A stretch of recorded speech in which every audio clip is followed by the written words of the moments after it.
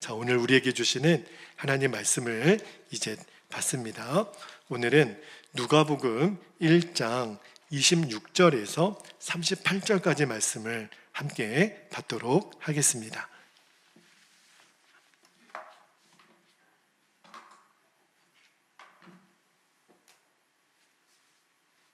자, 누가복음 1장 26절부터 한 절씩 교독하고 마지막 38절은 같이 읽겠습니다. 26절입니다. 여섯째 달에 천사 가브리엘이 하나님의 보내심을 받아 갈릴리 나사렛이란 동네에 가서 다윗의 자손 요셉이라는 사람과 약혼한 처녀에게 이르니 그 처녀의 이름은 마리아라. 그에게 들어가 이르되 은혜를 받은 자여 평안할지어다. 주께서 너와 함께 하시도다 하니 처녀가 그 말을 듣고 놀라 이런 인사가 어찌함인가 생각하며 30절 천사가 이르되 마리아여 무서워하지 말라. 내가 하나님께 은혜를 입었느니라. 보라 내가 잉태하여 아들을 낳으리니 그 이름을 예수라 하라. 그가 큰 자가 되고 지극히 높으신 이의 아들이라 일컬어질 것이요 주 하나님께서 그 조상 다윗의 왕위를 그에게 주시리니 영원히 야곱의 집을 왕으로 다스리실 것이며 그 나라가 무궁하리라. 34절 마리아가 천사에게 말하되 나는 남자를 알지 못하니 어찌 이 일이 있으리이까. 천사가 대답하여 이르되 성령이 내게 임하시고 지극히 높으신 이의 능력이 너를 덮으시리니 이러므로 나실 바 거룩한 이는 하나님의 아들이라 일컬어지리라. 36절 보라 너의 친족 엘리사벳도 늙어서 아들을 배었느니라. 본래 임신하지 못한다고 알려진 이가 이미 6달이 되었나니 대저 하나님의 모든 말씀은 능하지 못하심이 없느니라. 38절 함께요. 마리아가 이르되 주의 여종이오니 말씀대로 내게 이루어지이다 하며 천사가 떠나가니라. 아멘. 하나님 말씀입니다. 우리가 금요일마다 생명이 있는 자는 성장한다라는 주제로 이제 오늘 18번째 말씀을 나누는데 오늘 설교 제목을 여러분들이 좀 기억하셨으면 좋겠어요. 설교 제목이 재미를 따라 살지 말고 기쁨을 따라 살라는 제목으로 말씀을 좀 나눌게요. 자, 오늘 설교의 주제는 하나님의 부르심입니다. 우리가 하나님의 부르심을 다른 말로 소명 또는 사명 이렇게 말을 하죠.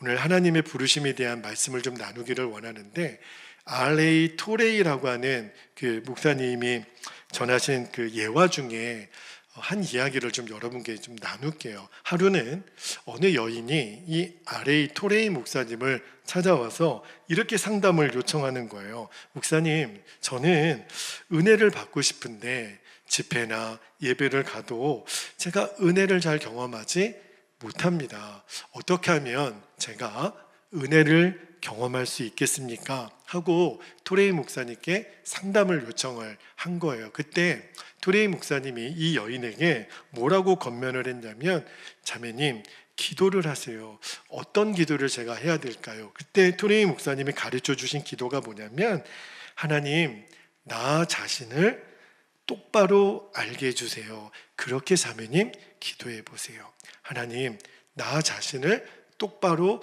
알게 해주세요. 그래서 그 여자 성도님이 또 그 기도를 가지고 하나님 앞에 가서 계속 기도하는 겁니다. 어떻게 기도하라고요? 하나님 나 자신을 똑바로 알게 해주세요. 그렇게 계속 기도하다가 하나님이 정말 이 여인에게 응답을 주신 거예요. 그런데 내 자신을 알게 해달라고 그 여인이 기도했는데 뜻밖에도 내가 생각했던 내가 아니라 하나님이 내 자신을 비춰주시기를 내가 얼마나 추하고 더러운 존재인가를 하나님이 깨닫게 하셨다는 거예요. 내가 얼마나 욕심이 많고 얼마나 이기적이고 내 안에 얼마나 더러운 생각이 많은지 그게 이렇게 깨달아지더라는 거예요. 여러분, 사람이 자기가 누군지 아는 것 같죠? 잘 몰라요. 내가 나를 몰라요. 그런데 하나님 앞에 정직하게 하나님 내가 내 자신을 똑바로 보게 해주세요. 그러면 하나님이 내 자신을 정확히 알게 해주셔요. 그래서 이 여인이 너무 마음이 기뻐서 목사님을 또 찾아온 거예요. 목사님, 제가 내 자신을 똑바로 알게 해주세요. 그렇게 기도했더니 제가 얼마나 악한 사람인지 제가 부끄러워서 살 수가 없습니다. 그런데 이제 토레이 목사님 보시니까 이 여인이 은혜를 받는 눈이 열렸다라는 것을 알게 됐어요. 근데 이 여인에게 한 번 더 목사님이 기도를 가르쳐 주시는 거예요. 자, 성도님이 이제 은혜를 아는 눈이 열리셨는데 이번에는 이렇게 좀 기도를 해보세요. 어떻게 기도하면 될까요? 그랬더니 토레이 목사님이 가르쳐 주시기를, 하나님, 저희가 십자가가 무엇인지 알게 해주세요. 자매님, 이렇게 기도해 보세요. 자, 첫 번째는 내가 누군지 알게 해달라고, 두 번째는 십자가가 무엇인지 알게 해주세요. 네, 알겠습니다. 그리고 이 여인이 이제 집에 돌아가서 계속 기도를 하는 거예요. 어떤 기도를요? 하나님, 십자가가 무엇인지 알게 해주세요. 그런데 하나님이 놀랍게도 그 여인의 기도에 응답하시는 거예요. 이 여인의 마음에 십자가가 무엇인지 점점 깨달아지는 은혜를 누리는 거예요. 하나님이 왜 십자가를 주셨고, 왜 예수님은 십자가에서 죽으셨고, 왜 십자가에서 예수님 죽으실 때 내가 함께 죽었다고 이야기하는지 그 복음에 대한 비밀의 눈이 기도 중에 열리는 거예요. 그러니까 이 여인이 너무 기쁜 거죠. 목사님 말씀대로 내 자신을 알게 해달라고, 십자가가 무엇인지 알게 해달라고 제가 기도했더니 제가 이제 은혜를 아는 눈이 열린 것 같아요. 그래서 토레이 목사님이 그 여인이 기뻐하는 모습을 보고 이렇게 말씀하셨다 그래요. 자매님, 이제 비로소 자매님은 충만한 은혜의 사람이 됐군요. 그러나 은혜를 받았다고 해서 끝이 아닙니다.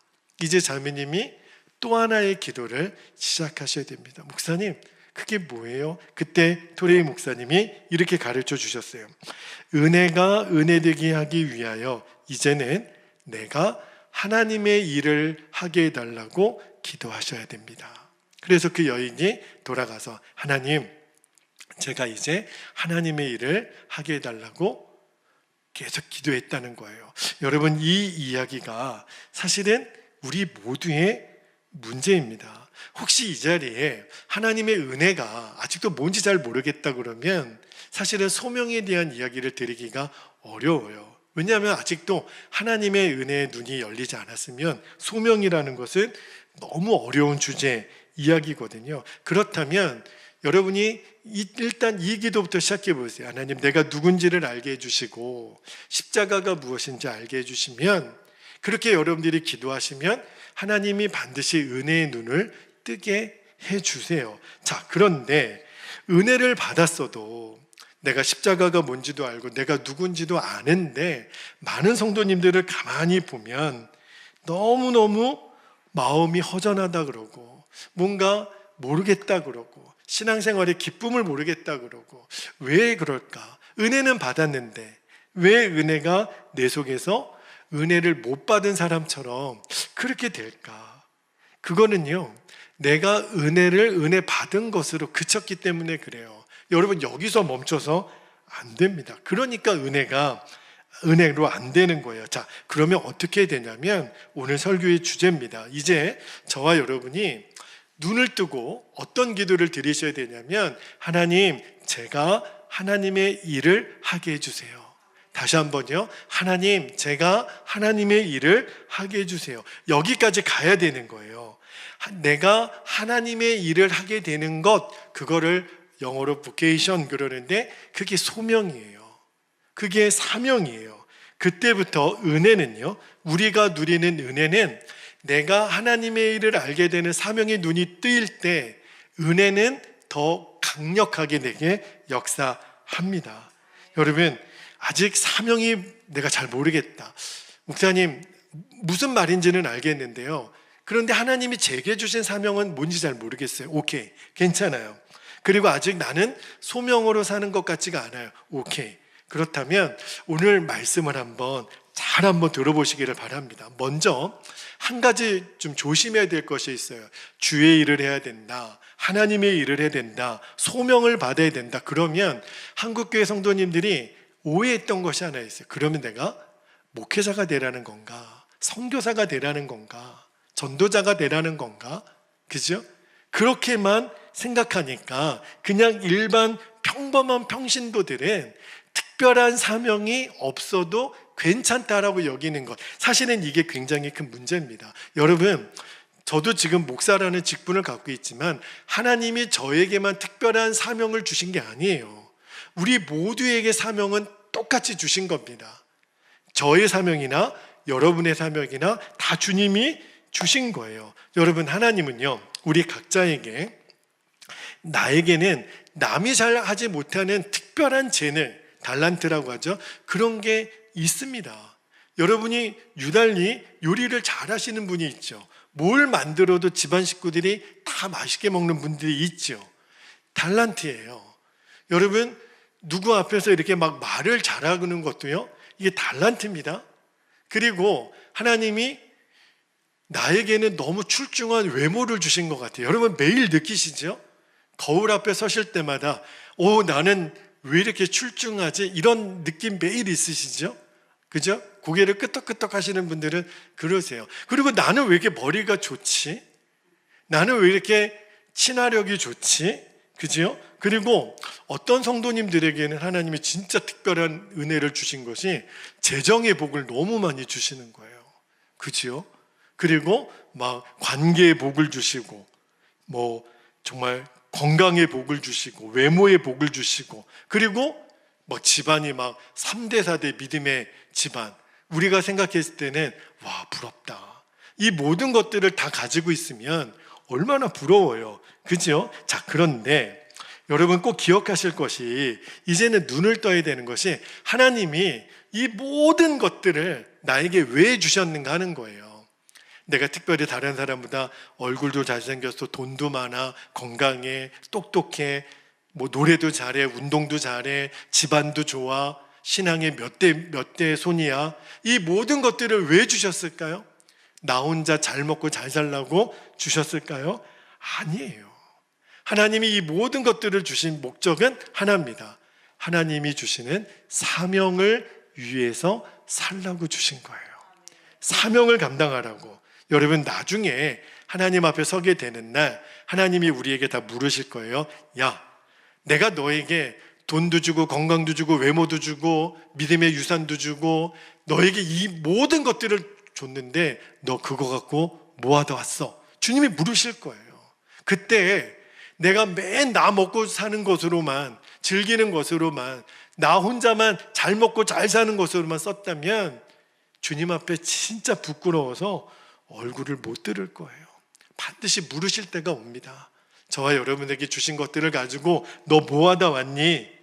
여러분, 이제는요, 우리가 정말 소명의 눈이 열려야 돼요. 하나님이 우리에게 은혜를 안 주신 분이 없어요. 그런데 그 은혜가 은혜되기 위해서, 그 십자가의 복음이 나의 삶으로 강력하게 역사하기 위해서는 이제 하나님이 나에게 주신 소명의 눈이 열려야 돼요. 하나님이 뭔가 여러분을 지금 쓰시려고 준비하고 계셔요.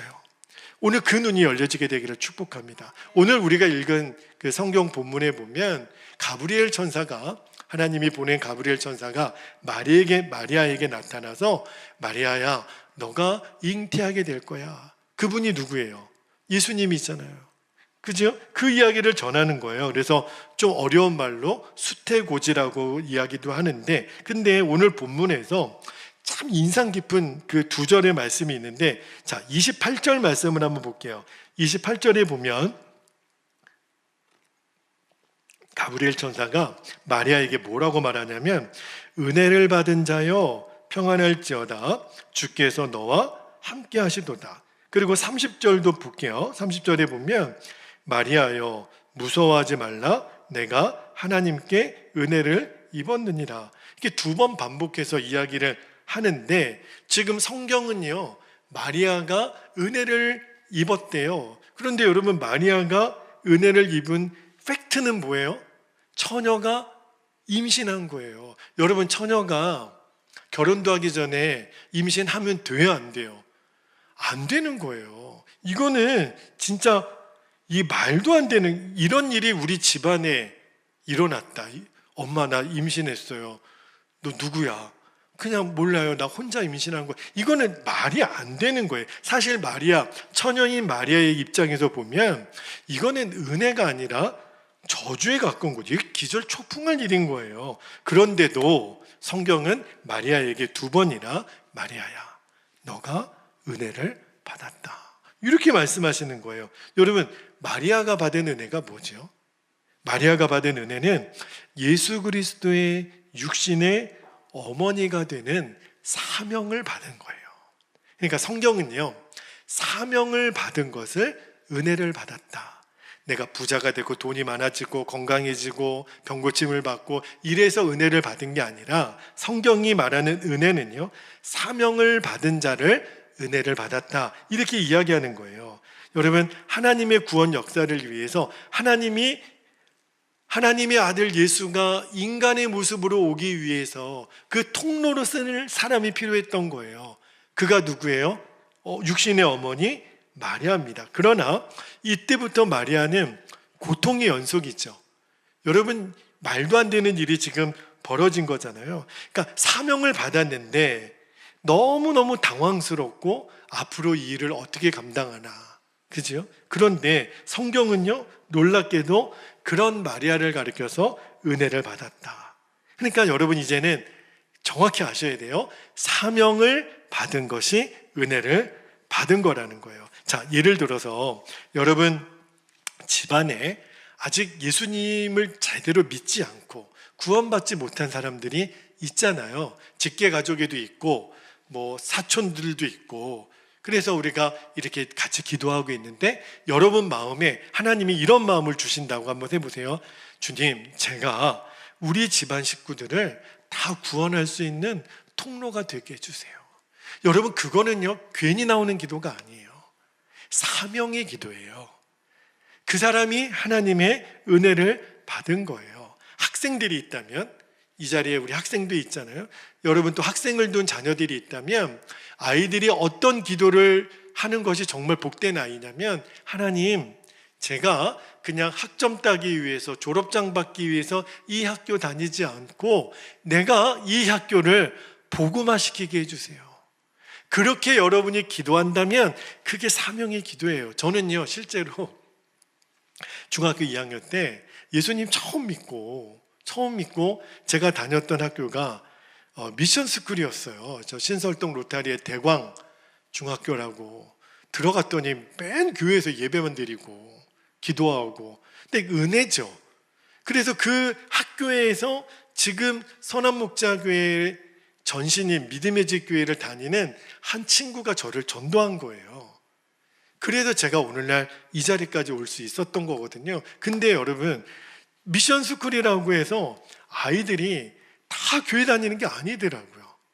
그냥 예배는 참석하지만 예수님 안 믿는 아이들이 있는 거예요. 그래가지고 그때부터 중학교 2학년 때 제가 저희 교회 다니는 친구들이랑 뭘 하기 시작했냐면, 우리는 감리교회니까 우리는 자칭 웨슬리의 후예라고, 그때부터 중학교 2학년짜리들이, 그때 웨슬리 목사님이 같이 이렇게 믿음의 동지들이랑 만들었던 모임의 이름이 홀리클럽이에요. 그래서 우리도 홀리클럽을 만들었어요. 그래서 우리는 쉬는 시간마다 모여서 같이 기도하고요. 그리고 틈만 나면 예수 안 믿는 아이들에게 가서 전도했다니까요. 우리들의 그때 기도 제목은 단 하나였어요. 하나님, 우리 대광중학교가 이름만이 아니라 진짜 다 구원받게 해주세요. 모든 아이들이 다 예수 믿게 해주세요. 여러분, 너무 기특하지 않았나요? 제가 그랬다니까요. 근데 여러분, 그게 제가 기특해서가 아니라 하나님이 저에게 주신 사명을 붙잡은 거예요. 직장도 똑같습니다. 여러분이 이제 앞으로 직장을 다닐 때 여러분이 뭐 가게 소상공 일을 하든지 어떤 직장을 다니든지 하나님이 여러분에게 어떤 소명을 주시기를 원하냐면, 하나님, 내가 이 직업을 그저 월급 받기 위해서 하지 않게 해주시고, 내가 예를 들어 가게를 하신다면 우리 가게를 오는 방문하는 사람들에게 복음을 전하게 해주세요. 내가 다니는 우리 직장을 복음화하게 해주세요. 그게 바로 사명으로 깨닫는 거예요. 여러분, 서구 열강들이 제국주의에 눈이 멀었을 때, 기독교 국가였지만 제국주의의 눈이 멀어버리니까 어떤 결정을 했냐면 미국, 영국, 프랑스 이런 나라들이 노예제도를 합법화했었어요. 그런데 그때 영국에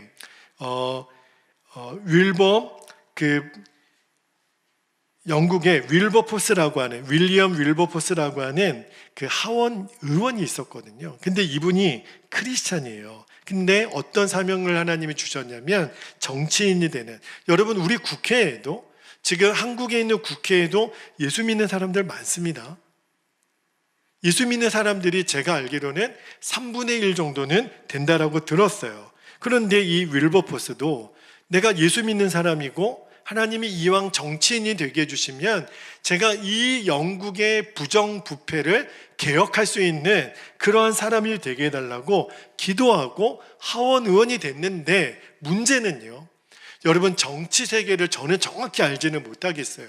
그러나 책이나 어떤 영화나 들리는 소리 들어보면 참 정치인들의 세계가 참 우리가 알지 못하는 끔찍하고 더럽고 무서운 집단이라는 이야기를 듣죠.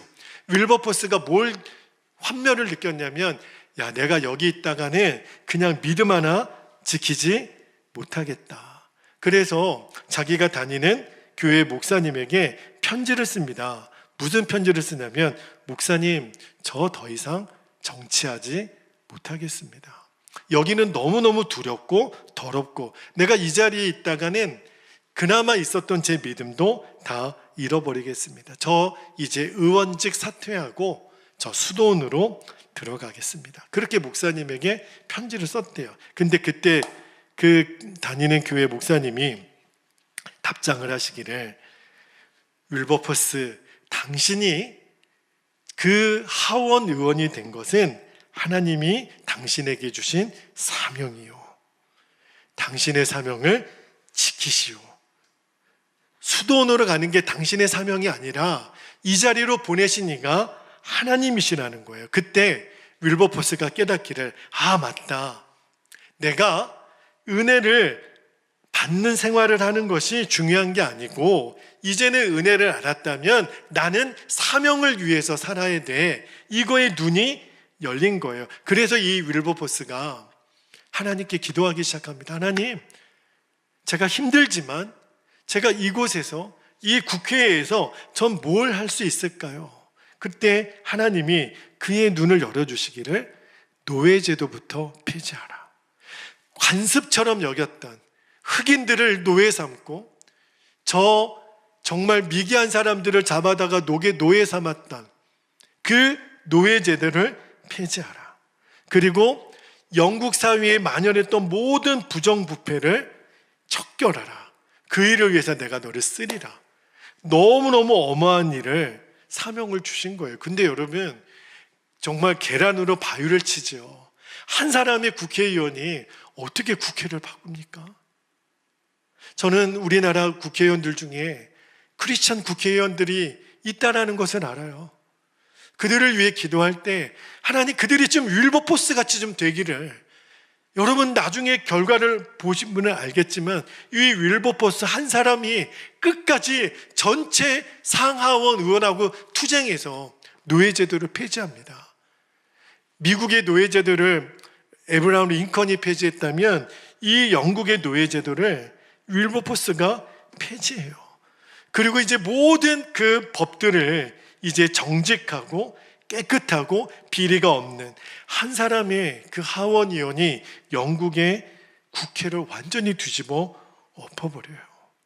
여러분 너무너무 놀랍죠. 여러분, 우리가 그런 생각이 들 거예요. 목사님, 가정의 복음화가 쉬운 줄 아세요? 압니다. 저도. 목사님, 학교의 복음화가 쉬운 줄 아세요? 어렵죠. 여러분, 그거는요 우리의 자신감으로 할 수 있는 게 아니에요. 윌버포스도 그랬다니까요. 수도원으로 도망가고 싶었다니까요. 그런데 어떤 믿음이 생기냐면, 하나님은 살아계시고 하나님이 나에게 주신 사명은 내가 아니라 하나님이 이루실 거라고 하는 믿음이 계속 내 안에 생기는 거예요. 그래서 불가능하게 여겨졌던 노예무역제도가 폐지되고 영국의 법 하나하나를 개정해냅니다. 여러분, 한 사람이 하나님 앞에 사명자로 헌신하고 나니까 한 나라를 바꿔요. 우리가 우리나라 국회의원들을 위해 기도할 때 그렇게 기도했으면 좋겠어요. 한 사람이면 나라를 바꿀 수 있다니까요. 여러분, 우리에게도 똑같아요. 하나님이 저와 여러분에게 사명에 대해서 뭔가 느끼게 하실 때, 하나님 도대체 나는 뭐하고 살아야 돼요? 그때 그 사명이 나에게 깨달아질 때 내가 은혜를 받은 거예요. 나 혼자 잘 먹고 잘 사는데 내 하나님이 나에게 주신 달란트를 쓰는 게 아니라 하나님을 위해, 하나님의 나라를 위해, 하나님이 기뻐하시는 일을 위해 뭔가 내 마음에 사명이 느끼기 시작할 때, 오늘 가브리엘 천사가 마리아에게 얘기하는 것처럼 하나님이 여러분에게도 너에게 은혜가 임했다. 사실 마리아의 입장으로 다시 돌아가 보면 너무너무 힘든 일이죠. 앞으로 마리아에게 닥쳐질 이 일을 17살, 18살 그 처녀 마리아가 어떻게 감당을 합니까? 당장요, 약혼자 요셉에게 뭐라고 말을 해요? 아니, 결혼하기로 정혼했는데 여러분이 요셉이라면 마리아가 임신했다는 이야기를 들으면 여러분 어떻게 하겠어요? 참 요셉이 젠틀한 사람이라 나중에 아무도 모르게 그냥 없던 걸로 치자고 이렇게 나오잖아요. 요셉이 그만큼 젠틀한 사람이면 망정이지, 사실은 지금 마리아에게 일어난 일은요, 사회의 매장감 아닙니까? 처녀가 임신을 해요. 그런데 성경은 마리아에게 그게 은혜라는 거예요. 여러분, 이 소식을 전해주는 가브리엘 천사, 그 입장에서 보면 가브리엘 천사는 하나님의 어명을 받아서 마리아에게 소식을 전해주잖아요. 마리아야, 너가 여인 중에 복이 있는 여인이구나. 너는 은혜를 입은 자구나. 여러분, 이거는요, 단순히 립 서비스가 아니에요. 가브리엘 천사가 볼 때도 마리아가 너무너무 부러운 거예요. 하나님의 사명을 받은 자, 그게 얼마나 은혜가 되는지. 여러분, 지금 캐톨릭에서는 마리아가 어떤 의미에서는 예수님보다도 더 숭배받는 대상이 되죠. 물론 이 마리아 숭배 위험성에 대해서는 나중에 제가 한번 더 다룰 시간이 있겠지만, 이 세상에 마리아보다 더 높임을 받는 여인이 없다고 하잖아요. 그러나 그때 당시만 해도 마리아는요, 이제 완전히 행복 끝 고생 시작 아닙니까? 그리고 출산할 때도 어땠나요? 그리고 아이를 키울 때는 어땠나요? 그리고 마리아는 그래도 성령으로 잉태했지만 자기의 아들을 자기보다 먼저 십자가에 죽는 것을 보아만 했잖아요. 마리아는요, 그의 평생에 예수님을 잉태하고 예수님이 십자가에 죽는 그 시간까지 하루도 편할 날이 없었어요. 마리아에게 허락하신 사명은요, 사실은 인간적인 눈으로 보면 너무너무 힘든 거죠. 그러나 가브리엘 천사의 눈에 봤을 때는, 마리아야, 너는 정말 복이 있다. 너는 정말 은혜를 받은 사람이구나.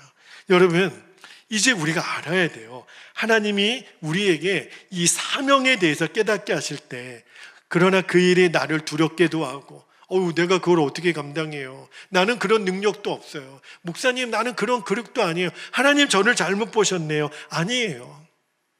하나님이 우리에게 꼭 알맞는 5달란트, 2달란트, 1달란트 각각의 종들에게 주시는 분은 하나님이세요.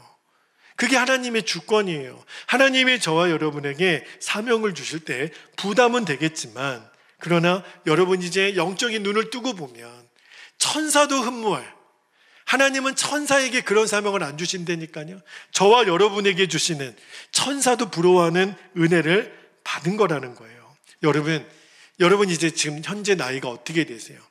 지금 50대도 계시고 60대도 계시고 이제 70대도 계시고 40대도 계신데, 여러분 이제 앞으로 여러분 남은 생애 동안 여러분 정말 제일 하고 싶은 일이 도대체 뭐예요? 여러분의 인생을 통해서 하나님이 이거는 내게 주신 사명이구나 하고 깨달아지는 게 있습니까? 한번 생각해 보셔야 돼요. 그냥 매일매일 그냥 막 살아서는 안 됩니다. 그냥 내가 살아있으니까 사는 거지, 아니에요. 이제는 정확하게 눈이 열려야 돼요. 잘 모르겠다면 하나님께 구해야 됩니다. 당장은요, 이게 고생스럽기도 하고 힘들고 어려운 일기처럼 보이겠지만 하나님이 주신 사명을 깨닫는 거는요, 복의 길이에요. 이게 은혜 받는 길이에요. 여러분, 내 인생이 진짜 복 받았다, 정말 축복을 받았다는 것은 언제 결판 날까요? 하나님 앞에 서게 되는 날. 그때 하나님이 물으실 거예요. 5달란트, 2달란트, 1달란트 준 종에게 다 보여봐. 너 어떻게 살았니? 이 땅을 사는 동안 내가 너에게 준 사명을 너는 어떻게 감당하고 살았니? 우리가 주님께 다 이야기하는 날이 곧 와요. 주님, 제가 또 5달란트 나눠겼어요. 또 2달란트 남겼어요. 잘했다.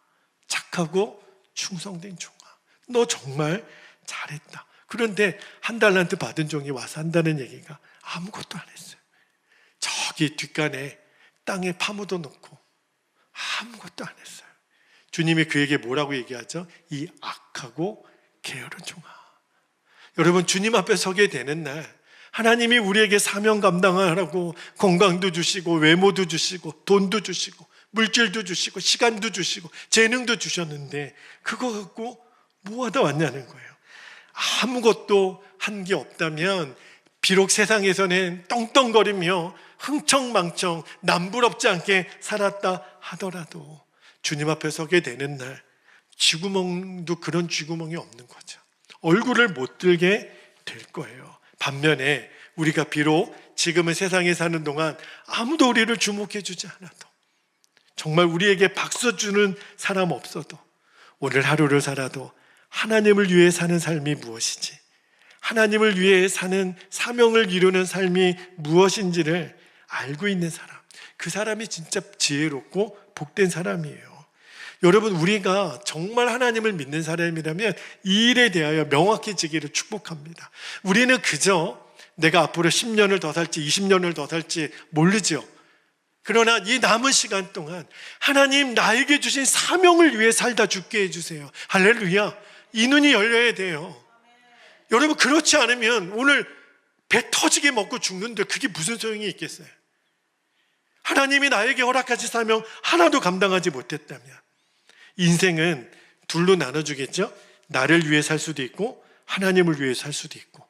선택은 자유예요. 그러나 나를 위해 사는 삶은요, 지금 보면 나에게 유익한 것 같고 정말 나에게 화려한 것 같지만 나중에 하나님 앞에 서게 되면 후회밖에 안 남을 거예요. 그러나 힘이 들어도 외로워도 하나님, 지금 나는 하나님의 사명을 위해 삽니다. 오늘도 순종합니다. 그러면요, 그게 진짜 복받는 길이에요. 하나님은 다 보고 계세요. 오늘 저와 여러분의 사명의 길을 위한 순종을 하나님이 보고 계세요. 조금 전에 문자를 하나 받았어요. 이번에 그 연회에서 했던 전도 컨퍼런스 이제 모든 서류를 제출하고 이제 마지막 심사를 했었나 보더라고요. 오늘 심사가 다 끝나서 273개 교회 중에 이제 딱 12교회가 마지막 이제 결선 PPT를 하게 되었노라고 그렇게 문자가 왔어요. 그리고 제일 위에 베델교회 딱 이렇게 써 있더라고요. 발표 순서인지 뭔지는 모르겠지만 근데 제 마음에 그냥 눈물이 핑 돌더라고요. 그 273개의 교회 중에 이제 12교회 안에 들었잖아요. 그런데 저는 12교회 안에 들었다는 게 제 마음에 기쁨이 아니라 제가 그 지난 1년 동안 어떻게 전도했고 어떻게 기도했는지 하나님이 아시니까 정말 너무너무 힘이 들 때, 오늘은 진짜 전도하러 못 나갈 것 같아. 그때도 순종했던, 제가 백내장 수술을 받고 안대를 끼고 그날은 진짜 쉬고 싶더라고요. 근데 그런데도 또 나갔어요. 안대를 끼고 가게를 들어가서 제가 좀 기도해드리고 싶은데 기도해드려도 되겠냐고. 기도를 잘 받으시더라고요. 그 전도했던, 그 순종했던 그 시간 하나하나가 제 머릿속에 떠오르면서 그냥 감사가 되더라고요. 나중에 결과에 상관없이. 여러분, 선택은 오늘 내가 자유죠. 전도 나갈 수도 있고 안 나갈 수도 있는 거죠. 그렇죠? 그런데 하나님은 보신다는 거예요. 여러분, 정말 하나님이 살아계시고 우리가 하나님 앞에 서야 되는 그때가 있다라는 것을 정말 잊지 않았으면 좋겠어요. 우리 막 살아서는 안 되거든요. 그래야 소명이라는 것은 저와 여러분에게 새로운 의미가 됩니다. 여러분, 소명의 삶을 사는 사람은요, 세상에 여러 사람들이 느끼는 것처럼 재미는 없을지 몰라요. 그러나 사명자의 삶에는요, 재미는 없어도 진짜 기쁨이 있습니다. 여러분, 재미하고 기쁨하고 잘 구별이 되기를 바랍니다. 요즘은요, 세상이요, 재미가 없으면은 정말 안 되는 세상인 것 같아요. TV 프로그램 중에도 어떤 프로그램이 시청률이 높죠? 재밌어야 돼요. 그러니까 더 자극적이고 뭐 드라마를 하나 만들어도 완전 막장 드라마로 만들어야 재밌으니까. 그죠? 여러분, 학교에도 아이들이 어떤 선생님이 인기가 많은 줄 아십니까? 재밌는 선생님.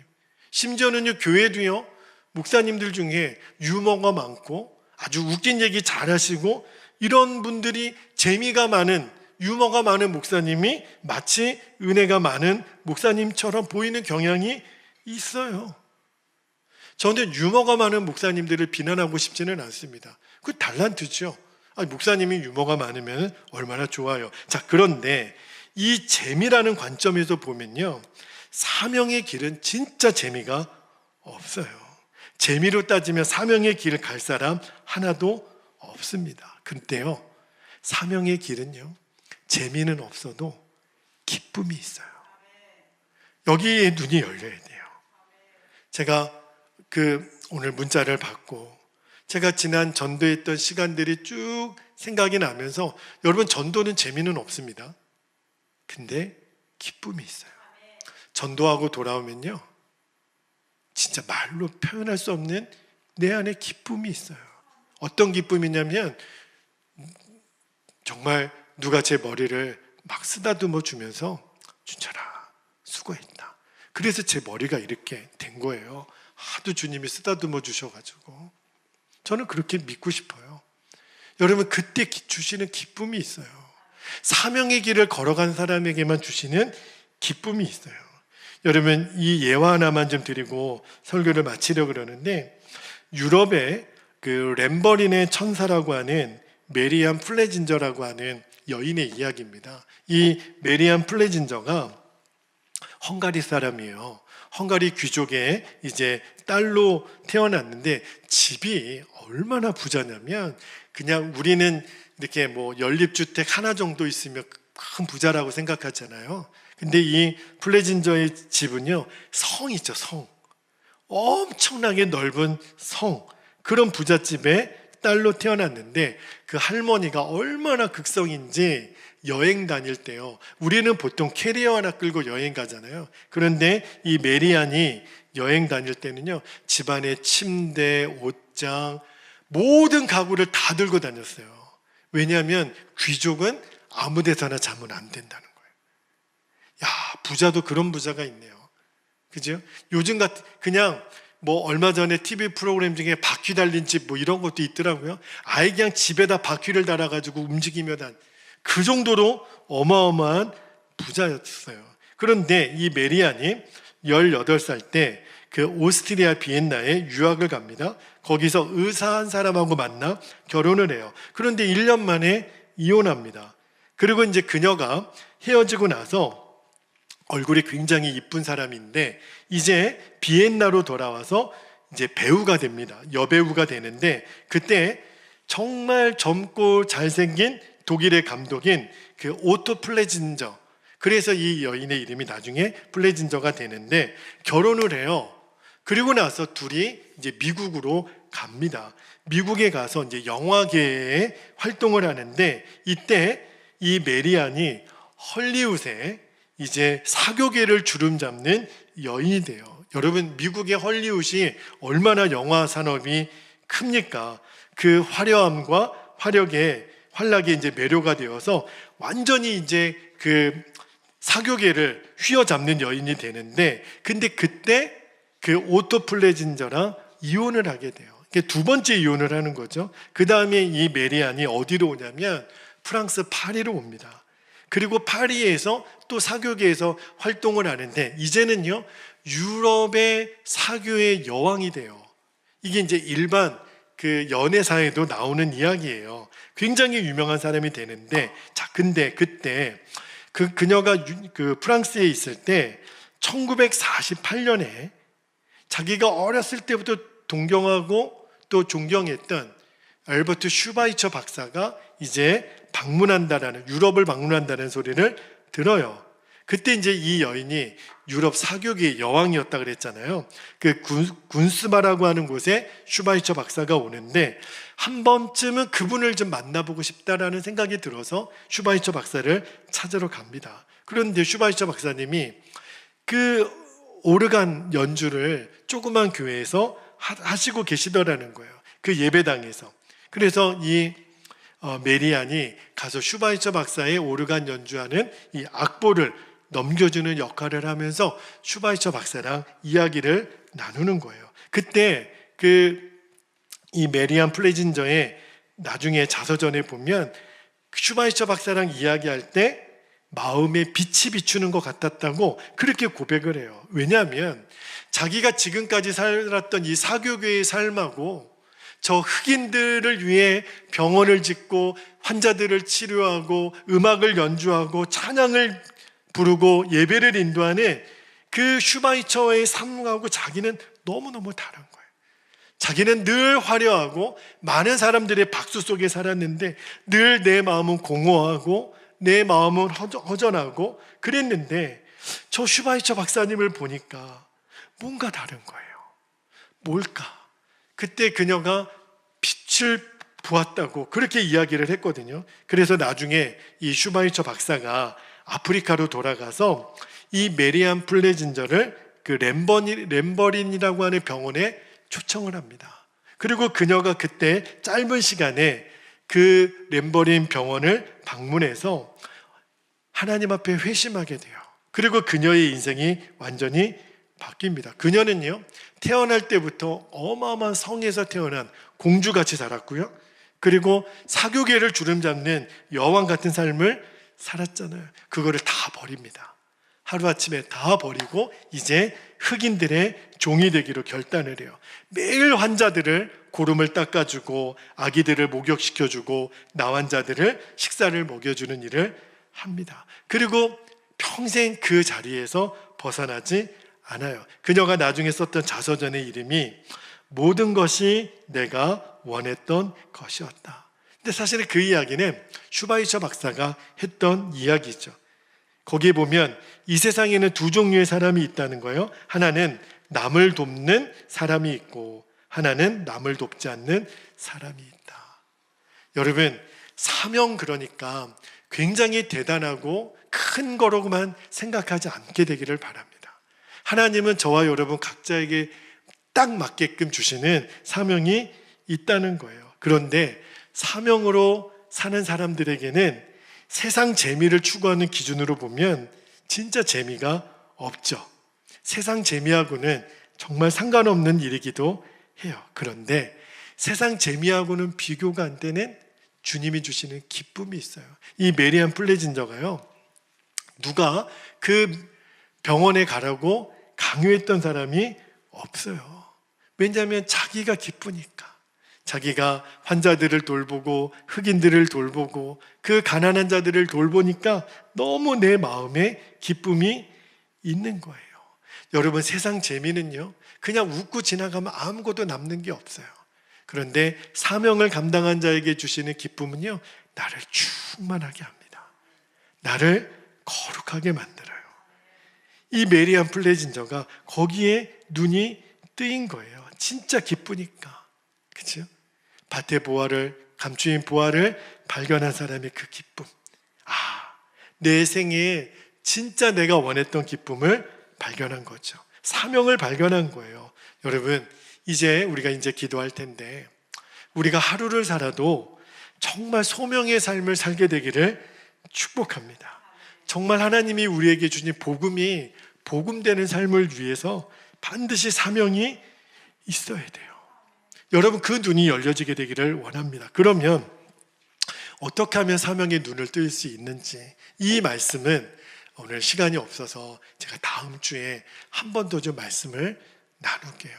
그러나 오늘은 정말 사명이 재미가 아니라 기쁨이라는 것, 이 사실에 여러분들이 꼭 눈을 뜨게 되기를 바랍니다. 두 가지 기도 제목을 나누고 우리가 함께 기도하겠습니다. 첫 번째는 내게 주신 사명에 눈이 뜨이는 것이 가장 큰 은혜고 축복임을 알게 하옵소서.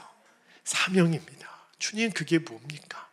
우리가 내 자신을 아는 것도, 그리고 십자가를 아는 것도 사실은 내 사명을 알기 위한 준비 기도랑 마찬가지예요.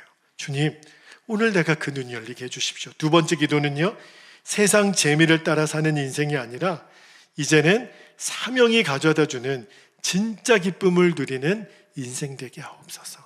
우리는 재미를 쫓아 사는 사람이 아니에요. 그렇게 시시한 사람들 아닙니다.